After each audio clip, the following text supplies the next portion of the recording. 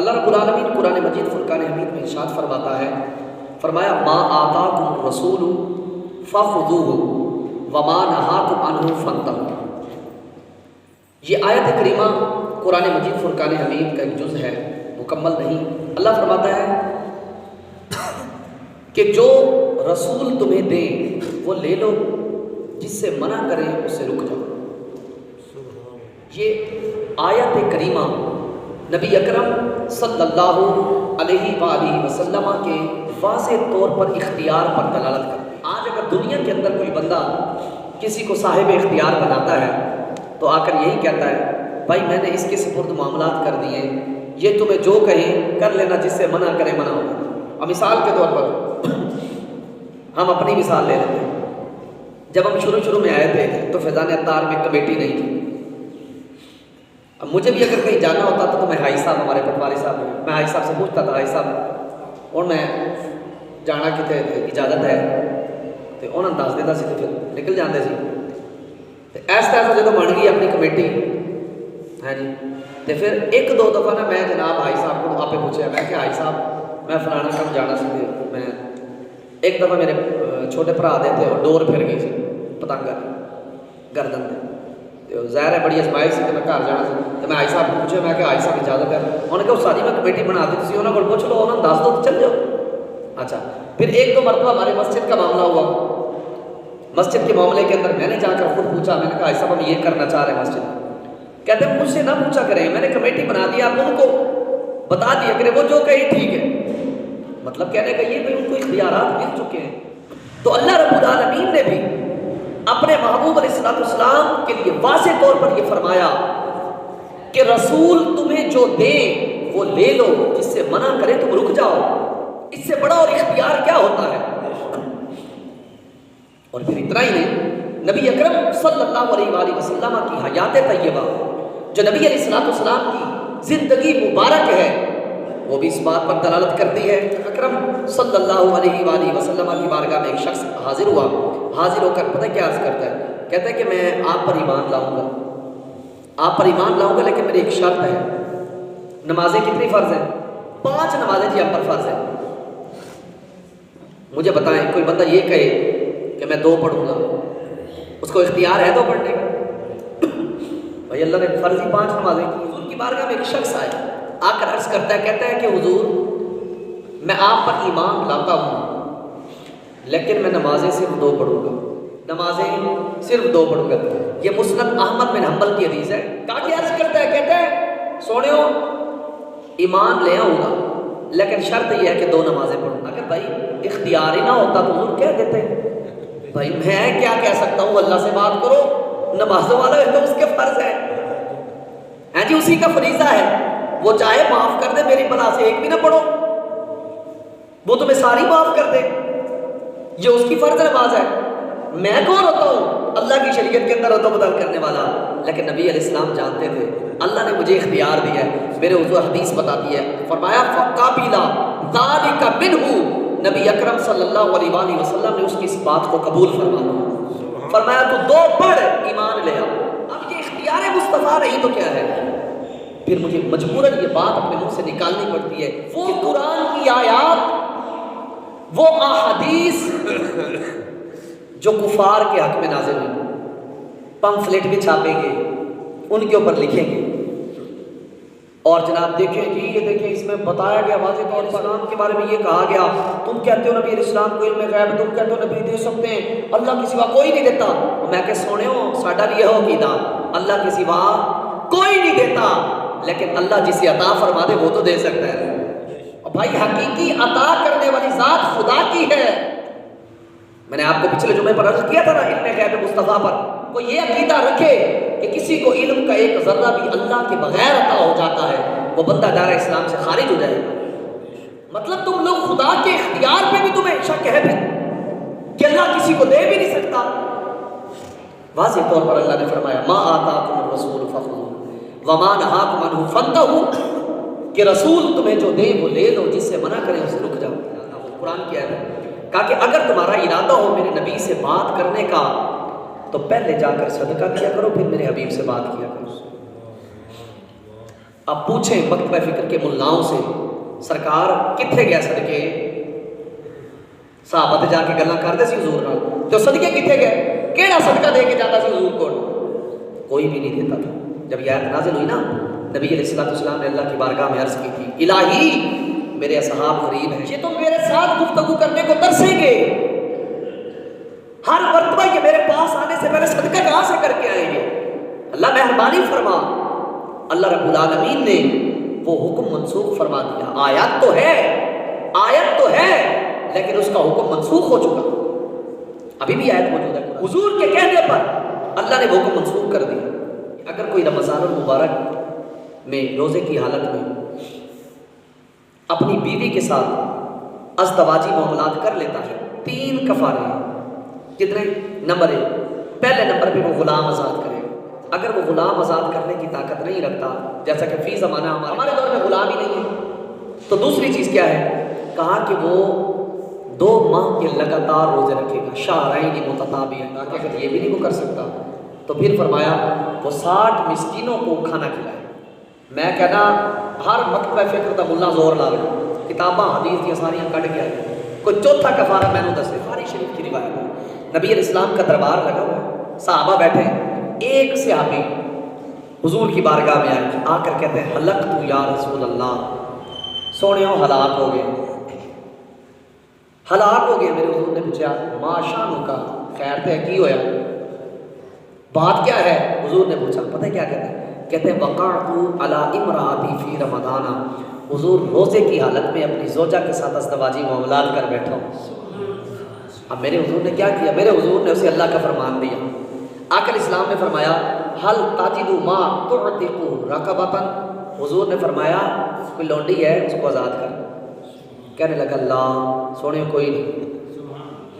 اچھا حضور نے دوسرا قول بتایا اللہ کا، بھائی اللہ کا جو فرمان تھا. میرے نبی علیہ السلام نے فرمایا فَهَلْ تَسْتَطِيعُ أَن تَصُومَ شَهْرَيْنِ مُتَتَابِعَيْنِ، حضور نے فرمایا 2 مہینے دے روزے رکھنے کی طاقت ہے تیرے کو؟ کہتے اللہ وہ بھی کوئی نہیں. جناب حضور 2 مہینے کے روزے بھی نہیں رکھ سکتا. اچھا جی. میرے نبی علیہ السلام نے پھر فرمایا فَهَلْ تَسْتَطِيعُ أَن تُطْعِمَ 60 مسکینا، وہ 60 بندے نو کھانا کھوا سکتے؟ انہوں نے آخیا اللہ آج ہی سونے یہ بھی نہیں ہو سکتا. کہا حضور یہ بھی نہیں کر سکتا. اب میرے حضور نے کیا کہنا تھا؟ بھائی ان تینوں میں سے اللہ کا تو حکم ہے، اب ان تینوں میں سے کچھ ایک تو کرنا ہی پڑے گا تمہیں، بھلے غریب ہو یا امیر ہو. امیر نہیں ہو تمہارے پاس لونڈی نہیں ہے تو ٹھیک ہے، پھر 2 مہینے کے روزے رکھ لو. 2 مہینے کے روزے بھی نہیں رکھ پا رہے تو اب آخری کفارہ تو یہی تھا نا کہ 60 مسکینوں کو کھانا کھلا دیں. کہتے سونے ہو کھانے کھلانے کی کوئی نہیں گنجائش. میرے نبی پاک علیہ السلام کی بارگاہ میں حضور نے اسے بٹھا دیا، وہ بیٹھ گیا مجلس میں. تھوڑی دیر گزری، کیا ہوا؟ فوتی النبی صلی اللہ علیہ وآلہ وسلم بعرق فیہ تمر، حضور کی بارگاہ میں نا ایک ٹوکرا پیش کیا گیا جس میں کھجوریں تھیں. کسی نے تحفہ دیا حضور کو، وہ ٹوکرا پیش کیا، اس میں کھجوریں تھیں. نبی اکرم صلی اللہ علیہ وسلم نے ارشاد فرمایا وہ کدھر گیا بندہ کفارے والا؟ وہ کفارے والا کدھر گیا؟ بندہ اٹھا. نبی پاک اسلام نے فرمایا خذ ھذا فتصدق بہ، یہ پکڑ اور جا کر آخری بات پہ عمل کر. بھائی 60 مسکینوں کو جا کر ان پہ صدقہ کر دیں گے. خذ ھذا فتصدق بہ، اس کو جا کر صدقہ کر دے. اگلی بات اب بڑی قابل غور ہے. اسے آدمی پتہ کیا کہتے ہیں؟ کہتے ہیں اعلیٰ افقر منا ما بین لابتیہ افقر منا، کہتے ہیں سونے ہو اس مدینے میں مجھ سے زیادہ کوئی فقیر ہی نہیں ہے. کہا اس سرزمین پر میرے 2 پہاڑوں کے نزدیک مجھ سے بڑا کوئی فقیر ہی نہیں ہے. نبی اکرم صلی اللہ علیہ وسلم فضاحک النبی صلی اللہ علیہ وآلہ وسلم حتی بدت نواجذہ، میرے حضور اتنے مسکرائے، اتنے کہ حضور کے نوکیلے دانت نظر آنے لگ گئے. آقا اسلام نے مسکراتے ہوئے ارشاد فرمایا اذهب فاطعمہ اہلک، حضور نے فرمایا چل تو لے جا 4 گھر والوں کو کھوا دے، تیرا کفارہ پورا. یہ اختیار مصطفیٰ نہیں تو کیا ہے؟ تمہارے سامنے آ کے چوچلوں والی تقریریں ہوتی ہیں، تمہیں پتہ ہی نہیں ہے. جی ہاں، کڈو انہاں دے ڈیٹے سارے. یہ جڑی کلیاں بہ کے مجلساں کرتے ہیں وہ بھی کڈو ذرا تسی ویکھو. انہاں دی وہ تقریراں بھی سنو جڑے خاص اپنے بندیاں دے وچ بہ کے کرتے ہیں، وہ بھی سنو، تانوں پتہ لگے کہ اصل انہاں دی حقیقت ہے کہ میں نے آپ سے پہلے بھی کہا تھا اور یار خدا کے بندو، جب بھی کسی کو لوٹا جاتا ہے نا، اس کا لبادہ اوڑھ کے لوٹا جاتا ہے۔ ہمارے ملک میں جتنے بھی جاسوس پکڑے گئے وہ پاکستانی بن کے گھوم رہے تھے نا، ہے نہیں، ان کے ڈیٹے پکڑے گئے۔ تو جب بھی بندہ کسی کو لوٹتا ہے نا، اس کا لبادہ پہن کے لوٹتا ہے، کیونکہ دشمن اگر اپنی اصلی حالت کے اندر آئے تو کون اس کے قریب بیٹھے، لوگ تو اس کو پکڑ نہ لیں، تو لبادہ بدلتا ہے۔ تو یہ لوگ لبادہ اوڑھتے ہیں اور ہمارے کملے بھولے بھالے لوگ بھاگ پڑتے ہیں ان کے پیچھے۔ آؤ سنن ترمذی کی ایک اور روایت سنو۔ حضرت مولا علی رضی اللہ تعالیٰ حدیث کے راوی ہیں، آپ فرماتے ہیں جب یہ آیت نازل ہوئی نا، وَلِلَّهِ عَلَى النَّاسِ حِجُّ الْبَيْتِ مَنِ اسْتَطَاعَ إِلَيْهِ سَبِيلًا، کہ اللہ کے لیے لوگوں پر اللہ کے گھر کا حج ہے جو اس طرف جانے کی استطاعت رکھے۔ کہا کہ جب یہ آیت نازل ہوئی نا تو صحابہ کرام نے عرض کی، یا رسول اللہ صلی اللہ علیہ وسلم، آفی کل عامن، آفی کل عامن، حضور کیا ہر سال حج فرض ہے؟ پھر بھئی اگر کوئی استطاعت رکھتا ہے تو کیا وہ ہر سال حج کرے گا؟ نبی پاک علیہ السلام خاموش رہے۔ دوسری بار پھر سوال ہوا، یا رسول اللہ صلی اللہ علیہ وسلم، آفی کل عامن، حضور کیا ہر سال؟ میرے حضور پھر بھی خاموش رہے۔ تیسری مرتبہ میرے حضور خود بول پڑے۔ آقا علیہ السلام فرماتے ہیں، لا وَلَوْ قُلْتُ نَعَمْ لَوَجَبَ، حضور فرماتے ہیں اگر میں کہہ دیتا ہر سال حج فرض ہے تو خدا کی قسم تم پر ہر سال حج فرض ہو جاتا۔ اب مجھے آپ بتائیں، اللہ نے اتنی محبوب، اتنا تو اختیار دیا نا اپنے حبیب کو کہ نبی علیہ السلام جس چیز کو چاہیں فرض قرار دے دیں۔ ادھر 2 نمازوں والا آیا، نمازیں فرض 5 تھیں، لیکن آ کر کہتا ہے سونے ہو ایمان تب لاؤں گا کہ جب مجھے 2 نمازیں پڑھنے کی اجازت دیں۔ فرض 5، میرے حضور نے فرما دیا چل تو 2 پڑھ، تیری 2 بھی قبول نہیں۔ بخاری میں واضح طور پر حضور فرماتے ہیں کہ انی قد اعطیت مفاتیح خزائن الارض، حضور فرماتے ہیں اللہ نے زمین کے تمام خزانوں کی کنجیاں میرے ہاتھ میں عطا فرمائیں۔ تبھی تو ہم کہتے ہیں نا، مٹھڑے بول محمد دے، رب دے ڈول محمد دے، رب دے کل خزانے دی کنجی کول محمد دے۔ اللہ نے دیا ہے بھائی معاملہ، وہ تو ایک الگ معاملہ ہے کہ ہمارے حضور خود سادہ زندگی بسر کرتے تھے، ہیں جی، سادی زندگی رہا کرتے تھے، اور چھڑیاں دی چھت ہے چھتیر ہن کھجور دے، دے دہائی دنیا جلوے حضور دے۔ وہ تو ایک الگ بات ہے نا کہ حضور کی اپنا مزاج ہی ایسا تھا کہ حضور جو ہے میرے اور آپ کے لیے سادہ زندگی بسر کر کے گئے۔ بخاری شریف کی روایت ہے، کہتے ہیں کہ حضرت عبداللہ بن عتیق، ابو رافع یہودی جو کہ مسلمان، جو کہ حضور علیہ السلام کا دشمن تھا، اس کو قتل کرنے کے بعد نا آپ اونچے مقام سے نیچے اترے۔ کون تھے؟ عبداللہ بن عتیق۔ یہ آپ اوپر والے مقام سے نیچے آ رہے تھے اس کو قتل کرنے کے بعد، تو آپ رضی اللہ تعالیٰ عنہ کا پاؤں پھسلا اور آپ کی پنڈلی ٹوٹ گئی۔ پنڈلی کیا ہوئی؟ ٹوٹ گئی۔ کہا کہ پنڈلی ٹوٹی تو آپ نے اپنا امامہ اتار کے نا، ابھی چونکہ گرم گرم جگہ تھی، آپ نے وہیں پر باندھ لیا اور حضور کی بارگاہ میں حاضر ہو کر عرض کرتے ہیں سونے پنڈلی ٹوٹ گئی۔ میں حیران ہوں یار، بھائی پنڈلی ٹوٹی حکیم کے پاس جائیں سرکار۔ اب یہ بخاری ہے، توحید کی رٹ بھی تو لوگ لگاتے ہیں نا۔ میں کہتا ہوں سرکار آج اسی بہ کے کہیے حضور عطا کرو تو کہتے ہیں شرک۔ میں کہ جڑے صحابہ نے جا کے منگیا سی وہ صحابہ نے تو حضور کے پاس بیٹھ کر توحید سیکھی تھی۔ صحابہ تو حضور کی بارگاہ میں بیٹھ کر توحید سیکھتے تھے، ڈائریکٹلی فرمان آتا تھا میرے مصطفیٰ کی بارگاہ میں، اور میرے مصطفیٰ اپنے اسی مبارک لبوں سے صحابہ کو سناتے تھے، اور میرے حضور جس کو نافذ کرتے، کہا نا اعلیٰ کرے وہ زبان جس کو سب کن کی کنجی کہے، اس کی نافذ حکومت پہ لاکھوں سلام۔ پوچھتے اب وہی صحابی حضور کی بارگاہ میں، وہ سونے کونوں کی ہو گیا، اسی جاؤ ڈاکٹر کو، طبیب کو، وہ ہڈی بن کو جاؤ انہوں کو ہڈی ٹوٹ گئی، لیکن نہیں، انہوں نے پتا سی جی لین والا تھا پھر دین والا بھی ہے۔ وہ جانتے تھے سرکار، ان کا عقیدہ تھا کہ حضور سے کچھ بھی جا کر مانگنا یہ شرک نہیں بلکہ عین توحید کے مطابق ہے۔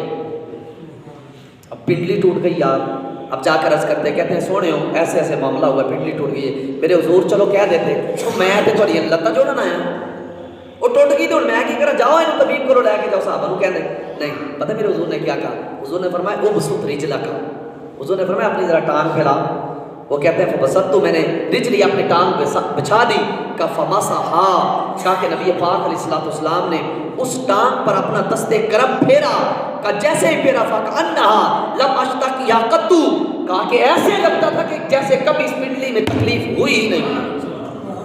حضرت ابو ہریرہ رضی اللہ تعالیٰ عنہ نے حدیث نہیں بیان کی تھی کہ نبی اکرم صلی اللہ علیہ وآلہ وسلم کی بارگاہ میں گئے۔ حضرت ابو ہریرہ جا کر عرض کرتے ہیں، کہتے ہیں انی اسمع منک حدیثا کثیرا انساہ، کہتے ہیں حضور آپ سے بہت ساری حدیثیں سنی ہیں بھول جاتے ہیں، یہ بھی بخاری ہے، بخاری شریف کی روایت ہے۔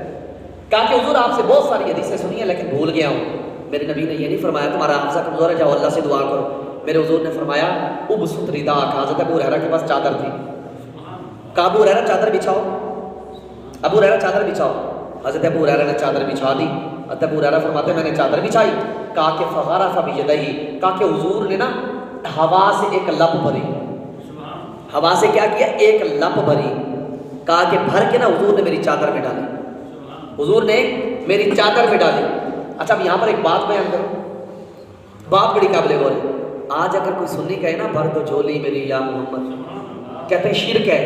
میں کیسی جی جھولی دی گل کریے تو شرک ہے، تے ابو ہریرہ نے پوری چادر بھر کے سینے نال لائی سی۔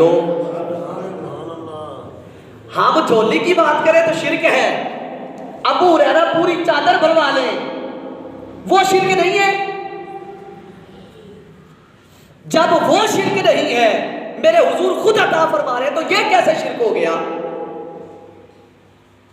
کہہ رہے جی رب کو منگو، اور میں نے کہا سرکار رب کو بھی تا منگی ہے جو مصطفیٰ دا وسیلہ ہوئے، اور اللہ تبھی عطا فرماتا ہے۔ اللہ نے خود جب محبوب کو اختیار دیا ہے کہ میرے محبوب کی بارگاہ میں آؤ، لوگوں کے لیے تو اللہ نے یہاں تک بھی فرما دیا تھا وَلَوْ أَنَّهُمْ إِذْ ظَلَمُوا أَنفُسَهُمْ جَاءُوكَ فَاسْتَغْفَرُوا اللَّهَ وَاسْتَغْفَرَ لَهُمُ الرَّسُولُ لَوَجَدُوا اللَّهَ تَوَّابًا رَحِيمًا۔ کہہ دیا تھا کہ محبوب جب یہ گناہ کر بیٹھے اور میری بارگاہ میں آ جائے نا، مجھ سے مغفرت طلب کرنے کا ان کا ارادہ ہو جائے تو محبوب مجھ سے مغفرت طلب کرنے سے پہلے یہ تجھے میری بارگاہ میں اپنا شفیع بنائیں، سفارشی بنائیں۔ جب محبوب یہ تجھے اپنا سفارشی بنا لیں گے پھر تم ان کے لیے مجھ سے مغفرت مانگو گے، لواجد اللہ تواب الرحیم، تو ضرور جی اللہ کو بہت زیادہ توبہ قبول کرنے والا پائیں گے۔ اللہ نے خود فرمایا کہ محبوب تسی سفارشی بنو انہاں دے، انہاں دے ساڈے تے منہ ہی کوئی نہیں نا، اسی حضور رب کو منگیے۔ نہ منہ ہے تمہارے دکھانے کے قابل، نہ عمل ہے تمہارے سنانے کے قابل، لگاتے ہو اس کو بھی سینے سے آقا جو ہوتا نہیں منہ لگانے کے قابل۔ کہ اعلیٰ حضرت نے فرمایا ڈر تھا کہ عیسیاں کی سزا اب ہوگی یا روز جزا، ڈر تھا کہ عیسیاں گناہوں کی سزا اب ہوگی یا روز جزا، بھی ان کی رحمت بے صدا، یہ بھی نہیں وہ بھی نہیں، کہا اتھے بھی نہیں ہونی تو اتھے بھی نہیں ہونی، کسی ہے نا تے انہاں تے پھر ہونی ہے جڑے کہتے ہیں نہیں اتھے بھی کچھ نہیں ہوتا تو اتھے بھی۔ میں کہا چلو پتر آن گیا خبراں تے لگن گیا خبراں، اس قدر بڑی بات نبی علیہ السلام نے فرمایا ابسط رداءک، ابو ہریرہ چادر بچھا۔ ابو ہریرہ کہتے ہیں میں نے کون سا ادھر ادھر دیکھنا تھا کہ بھئی چادر میں اب کون سا ہے، حافظہ کمزور حضور کہہ رہے چادر بچھاؤ، ہے حافظہ کمزور حضور کہہ رہے چادر بچھاؤ۔ کہا میں بچھا دی چادر، کہا کہ نبی علیہ السلام نے فغرف بیدہ، حضور نے ایک لپ بھری آواز، کہا بھر کے نے میری چادر میں ڈالی، کہا جیسے چادر میں ڈالی حضور فرماتے دمہ ابو ہریرہ اینو سینے نال لاؤ، اینو سینے نال، آپ فرماتے میں نے اکٹھی کی اور سینے سے لگائی، فدممتو، آپ فرماتے میں نے سینے سے لگائی، کہا جیسے سینے سے لگائی فما نسیت شیئا بعدہ، کہ پہلے تو حدیثیں بھول جاتا تھا، کہ جس دن سے مصطفیٰ کے وہ فیضان والی چادر اپنے سینے سے لگائی، کہ ابو ہریرہ کو کوئی چیز بھولتی ہی نہیں تھی۔ یہ فیضان وہ کیا نہیں جا کر مانگتے تھے میرے حضور کی بارگاہ میں صاحب، ہر چیز جا کر حضور سے مانگ لیا کرتے تھے، صاحب حضور سے سچی محبت کرو۔ وہ کہتے ہیں نا پیر نصیر الدین نصیر شاہ صاحب نے کہا تھا نا اب تنگی یہ داماں پہ نہ جا اور بھی کچھ مانگ، ہیں آج وہ مائی بعطا اور بھی کچھ مانگ، دے سکتے ہیں وہ کچھ کہ وہ کچھ دے نہیں سکتے، یہ بحث نہ کر ہوش میں آ اور بھی کچھ مانگ۔ جن لوگوں کو شک ہے کہ کرم ان کا ہے محدود، ان لوگوں کی باتوں پہ نہ جا اور بھی کچھ مانگ، اس در پہ یہ انجام ہوا حسن طلب کا۔ پھر صاحب کہتے ہیں جب میں منگیا نا مصطفیٰ دی بارگاہ جو پتہ ملیا کہ میں آپ فرماتے ہیں اس در پہ یہ انجام ہوا حسن طلب کا، جھولی میری بھر بھر کے کہا اور بھی کچھ مانگ، اس در پہ جو پہنچا ہے تو رہ رہ کے نذیر آج آواز پہ آواز لگا اور بھی کچھ مانگ۔ اور مانگنے والے تو بنے، حضور آج بھی عطا کر دیں۔ یقین کریں، اپنے عقیدوں کو مضبوط رکھے، حضور سے محبت رکھے۔ اللہ پاک ہم سب کو عمل کی توفیق عطا فرمائے۔ انداز بیاں اگرچہ شوق نہیں، شاید کو درجہ تمہارے دل میں یہ میری بات وما علیہ